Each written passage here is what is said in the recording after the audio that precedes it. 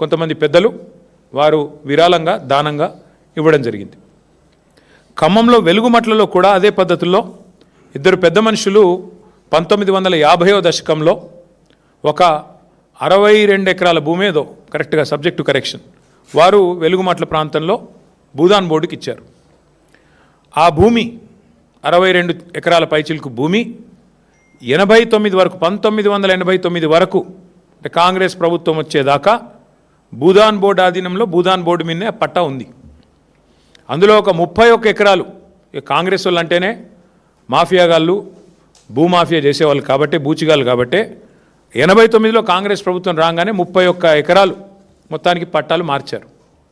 భూదాన్ పేరు మీద ఉన్న 30 ఏళ్ళ పైచిలకు 35 ఏళ్ళ పైచిలకు భూదాన్ పేరు మీద ఉన్న భూములను మొత్తానికి పైరవి చేసినరో పైసలు ఇచ్చినరో ఏం చేసినరో ఒక 31 ఎకరాలు పేరు మార్చి ప్రైవేట్ వ్యక్తుల పేరు మీద రాయించుకున్నారు. కానీ ఒక 31 ఎకరాలు అట్లే ఉండే.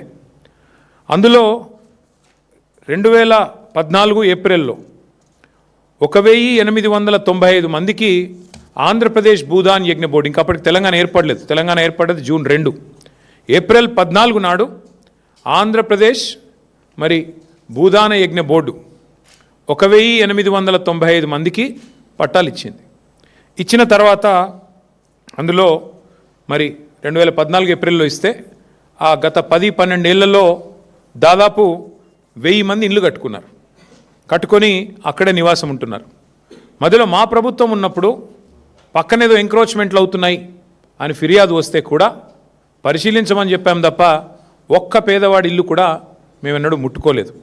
నిజానికి కేసీఆర్ గారి ప్రభుత్వం ఆనాడు 10 ఏళ్ల పాటు జీవో నంబర్ 58 కింద 59 కింద ఈ రాష్ట్రంలో లక్షల మందికి పట్టాలు ఇచ్చింది. ఒక హైదరాబాద్లోనే 1,50,000 పట్టాలు ఇచ్చాం. ఆ పట్టా కూడా ఇంటి మహిళ ఎవరైతే ఉంటారో వారి పేరు మీద ఇచ్చాం.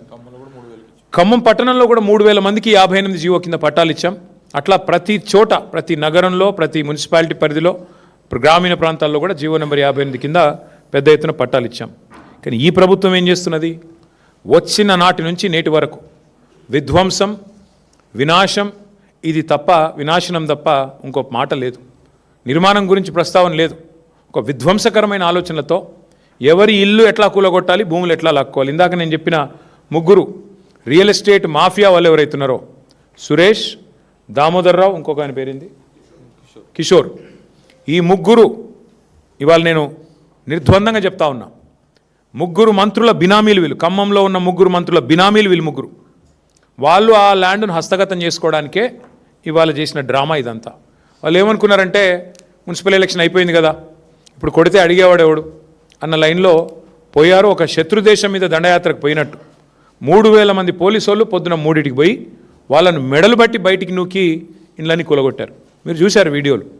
ఒక అమ్మాయి అడుక్కున్నది, 10 నిమిషాలు నా ఇల్లును చూసుకుంటా అన్న, ఆ తర్వాత మీరు కూలగొట్టండి, 10 నిమిషాలన్నా దయచేసి దండం పెడితే కూడా కనికరించలేదు, కరుణించలేదు. ఇష్టం వచ్చినట్టు పిల్లలు వాళ్ళ పుస్తకాలు బ్యాగులు తీసుకుంటామంటే కూడా ఇనలేదు, మెడలు బట్టి నూకి బయట బారేసినారు. మేము పోయి మేము అడిగాం ప్రభుత్వాన్ని. 8 లక్షలు, 9 లక్షలు, 12 లక్షలు, ఒక ఆయనైతే పాపం 200 గజాల్లో 18 లక్షలు పెట్టి ఖర్చు పెట్టి అప్పు చేసుకొని కట్టుకున్నాడు ఇల్లు. కట్టుకొని కూడా సంవత్సరంన్నర కాలేదు. కాబట్టి ఇట్లాంటి పట్టాలుండి అన్ని రకాల హక్కులుండి యాజమాన్య హక్కులుండి ఇండ్లు కట్టుకుంటే మీరు ఎట్లా ఇలా కొడతారు అంటే ల్యాండ్ మాఫియా అంటారు. ఎవరండి ల్యాండ్ మాఫియా? ఇప్పుడు నేను చెప్పిన సురేషు, కిషోరు, దామోదర్రావు వీళ్ళు ల్యాండ్ మాఫియా. మా వెనకాల ఉండి నడిపిస్తున్న 3 మంత్రులు మీరు ల్యాండ్ మాఫియా. ఇవాళ ఎంత విచిత్రం అంటే కూల్చిన వాళ్ళే అసలు ఫస్ట్ కూల్చుడు ఎందుకు, మళ్ళీ తర్వాత చేతులు కాలినాక ఆకులు పట్టుకున్నట్టు మళ్ళీ ఆన్నే ఇందిరమ్మ ఇల్లు కట్టిస్తామని చెప్పుడు ఎందుకు? వాళ్ళు ఒక్కొక్కరు 10, 12, 18 లక్షలు పెట్టి కట్టుకున్నారు ఇండ్లు. ఇవాళ ఆ ఇండ్లు కూలగొట్టి ఇప్పుడు తీరా హంతకుడే సంతాపం చెప్పినట్టు ఇప్పుడు మళ్ళీ ఈ సిపాయిలే పోయి పట్టాలు ఇస్తారంట. ఎక్కడిస్తారు అది? అక్కడ ఇవ్వరంట. ఎందుకంటే ఆ రియల్ ఎస్టేట్ మాఫియాకి అడ్డం వస్తుంది కాబట్టి పక్కన ఎక్కడో ఇస్తాం, అది కూడా అందరికి ఇవ్వరంట. ఇప్పుడు వాళ్ళకు వచ్చిన ఇబ్బంది ఏంటి అంటే మంత్రులకి శాసనసభ సమావేశాలు ప్రారంభం కాబోతూ ఉన్నాయి 16 నుంచి. మేము వదిలిపెట్టాం, అటు మండలిలో ఇటు హౌస్లో నిలదీస్తాం, ఉక్కిరి బిక్కిరి అవుతారు. ఎందుకంటే ఇలా రియల్ ఎస్టేట్ మాఫియా బాగుతాం బయటపడితే తట్టుకోలేరు. అందుకే ఇవాళ ఆగమేఘాల మీద పట్టాల పంపిణీ నిర్ణయం తీసుకున్నారు. నేను ప్రభుత్వాన్ని ఒకటే చెప్తా ఉన్నా, రాష్ట్ర ముఖ్యమంత్రి కూడా ఒకటే చెప్తా ఉన్నా, వెలుగుమట్లలో ఏ నిర్ణయం అయితే మీరు తీసుకోక తప్పలేదో రాష్ట్ర వ్యాప్తంగా మీరు కూలగొట్టిన ప్రతి ఇల్లు ఆ ఇంటికి మళ్ళీ ఆ కూలిపోయిన వాళ్ళకి న్యాయం జరిగేదాకా, వాళ్ళకు పట్టాలు ఇచ్చేదాకా, వాళ్ళకి ఇల్లు కట్టించేదాకా మేము వదిలిపెట్టాం. ఇది రాష్ట్ర వ్యాప్తంగా హైడ్రా కావచ్చు, మహబూబ్ నగర్లో దివ్యాంగుల కాలనీ కావచ్చు. ఎందుకంటే మీరు చెప్పారు మీ మేనిఫెస్టోలో, ఏం చెప్పారు మీరు? కాంగ్రెస్ పార్టీ మేనిఫెస్టోలో పేదలకు అసైన్మెంట్ భూముల మీద హక్కులు ఇస్తాం. మీరు చెప్పిన మాట, నేను చెప్తున్నది కాదు. పేదలకి అసైన్మెంట్ భూముల మీద హక్కులు కల్పిస్తాం, యాజమాన్య హక్కులు కల్పిస్తామని చెప్పారు. ఇంకా చాలా వాగ్దానాలు చేసినారు మీరు ఏది భూముల విషయంలో. ఇవాళ అట్లాంటి మీరు భూ మాఫియా చేస్తూ ఇవాళ ఆగమేఘాల మీద మళ్ళీ ఇంకా ఈ దిక్కుమాల పని చేసిందే తప్పంటే తప్పుడు పని చేసి మళ్ళీ ఇంకా కవరింగ్ ఇస్తున్నారు. ఇంకా విచిత్రం ఏంటంటే ఇది 147, 148, 149 ఈ 3 సర్వే నెంబర్లు. మొత్తం పట్టాలు 1895 ఇచ్చారు. అందులో కట్టుకున్న వాళ్ళు దగ్గర దగ్గర 1000 ఉన్నారు. ఇప్పుడు ప్రభుత్వం 400 మందికి ఇండ్లు ఇస్తా అంటుంది. ఇది ఎక్కడ న్యాయం? కట్టుకున్న వాళ్ళు 1000 మంది ఉంటే నువ్వు 410 అంటే ఏందన్నట్టు? ఇది బ్రిటిష్ వాళ్ళలాగా విభజించు పాలించన్నట్ట. నీకు నచ్చినోడికి ఇస్తావు, లేనోడికి ఇవ్వవా? అంటే అసలు కూల్చిన ఇండ్ల సంఖ్యకి మీరు ఇచ్చే పట్టాలకి పొంతన కూడా ఉండదా? 310 సారీ 410 అన్నాను, 310 పట్టాలు. అంటే ఏ అర్థం పర్థం లేకుండా వీళ్ళు నిజంగా, నేను అప్పుడప్పుడు అంటా ఉంటా, ఇప్పుడు మళ్ళీ నిజమే అనిపిస్తుంది నాకు. వీళ్ళు సర్కారు నడుపుతున్నారా, సర్కస్ నడుపుతున్నారా మాకైతే అర్థం కావట్లేదు. కూలగొట్టేది మీరే, మళ్ళీ తప్పుడు లెక్కలు చెప్పేది మీరే, భూమాఫియా అని పెద్ద పెద్ద డైలాగులు కొట్టేది మీరే, మళ్ళీ ఈరోజు చూస్తే అయ్యో అని చెప్పి 4 ఖర్చుకొని మళ్ళీ పట్టాలు ఇచ్చేది మీరే. అది కూడా కొంతమందికి ఇస్తామంటే ఎట్లా అర్థం చేసుకోవాలి మిమ్మల్ని? సర్కస్ నడుపుతున్నారా, సర్కారు నడుపుతున్నారా, ఏం చేస్తున్నారు ఆలోచించండి. ఇంకా సిగ్గులేదా మంత్రికి? వాళ్ళు ఏడుస్తుంటే అక్కడ ఇల్లు కూలిపోయి లబో దిబోమని మొత్తుకుంటుంటే ఒక అమ్మాయి అయితే కాలు ఇరిగిపోయి కుంటుకుంటూ రోడ్డు మీద పరుగులు పెడుతుంటే పెయిడ్ ఆర్టిస్టులు అంటాడు. అసలు నువ్వు మనిషివా మృగానివా నాకు అర్థం కాదు. నిన్ను అన్నా నీకు ఓట్లేస్తే ఖమ్మం జిల్లాలో ఇదా నువ్వు చేసే పని? నేను అందుకే అంటా ఉన్నా, ముందు ఈ 3 మంత్రులు, ముఖ్యమంత్రి రేవంత్ రెడ్డి ఆ పేద ప్రజలకి ఎవరి ఇండ్లైతే మీరు కూలగొట్టారో, అవమానించే మాటలు మాట్లాడిన దానికి, ఇండ్లు కూలగొట్టినందుకు, గత 10 రోజులుగా వాళ్ళని రోడ్డు మీద నిలబెట్టినందుకు, ఎండకు వానకి ఇబ్బంది పెట్టినందుకు ముందు బహిరంగంగా క్షమాపణ చెప్పండి. అడ్డమైన కేసులన్నీ పెట్టారు వాళ్ళ మీద. ఏమడిగారు వాళ్ళు?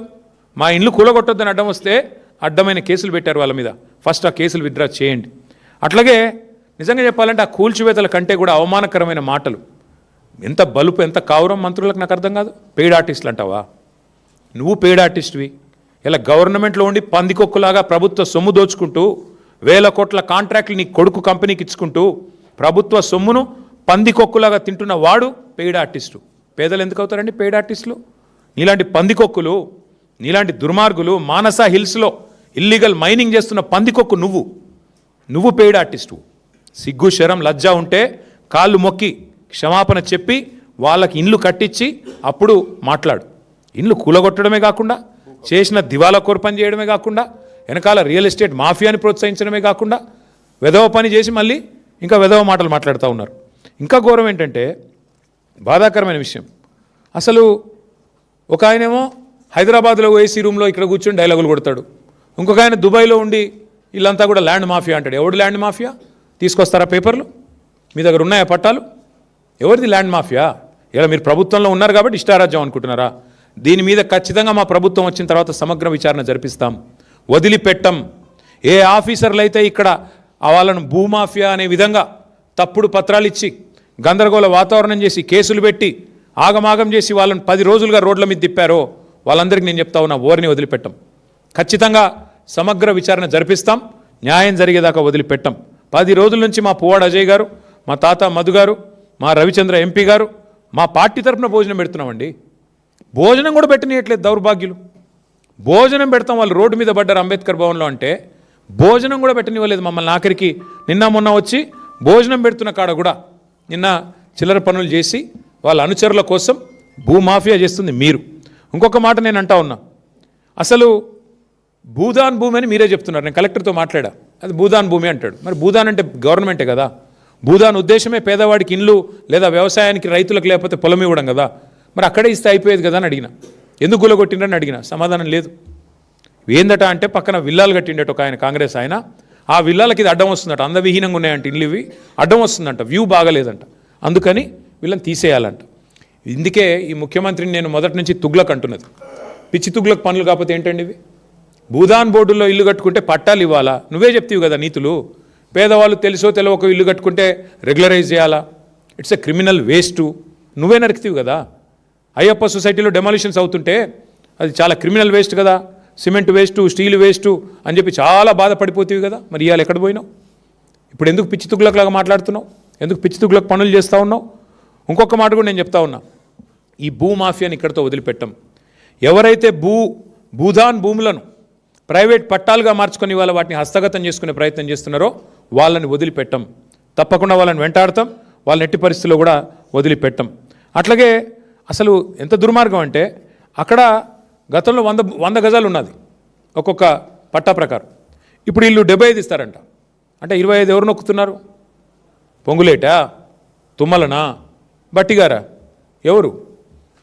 పేదవాడి గతంలో అక్కడ 100 గజాలు ఇచ్చిందే భూదాన్ బోర్డు. మళ్ళీ అందులోకి వెళ్ళి ఇప్పుడు 75 ఇస్తాం 25 ఏమంటే ఎవడు దొబ్బేస్తున్నాడు? అది మీరేనా? మీ వెనకాల ఉండే బ్రోకర్లా? ఇది చెప్పాలని చెప్పి డిమాండ్ చేస్తూ ఉన్నాం. అట్లాగే ఇంకా విచిత్రమైన మాట మాకు అర్థం కాంది. ఓపెన్గా చెప్తున్నాడు ఆ భూదాన్ చైర్మన్, అవి పట్టాలు నేనే ఇచ్చినా అది 100% కరెక్ట్ పట్టాలని రాజేందర్ రెడ్డి అని భూదాన్ చైర్మన్ చెప్తున్నాడు.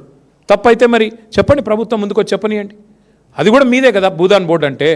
అంటే హైకోర్టు ఆర్డర్స్ ఉన్నాయి గతంలో ఇంప్లిమెంట్ చేయమని. అంటే ఈ రకంగా ఇంత నిర్లజ్జగా, ఇంత నిస్సిగ్గుగా ఇవాళ 1500 మంది ఇంకా విచిత్రమైన విషయం మీకు చెప్తాను నేను.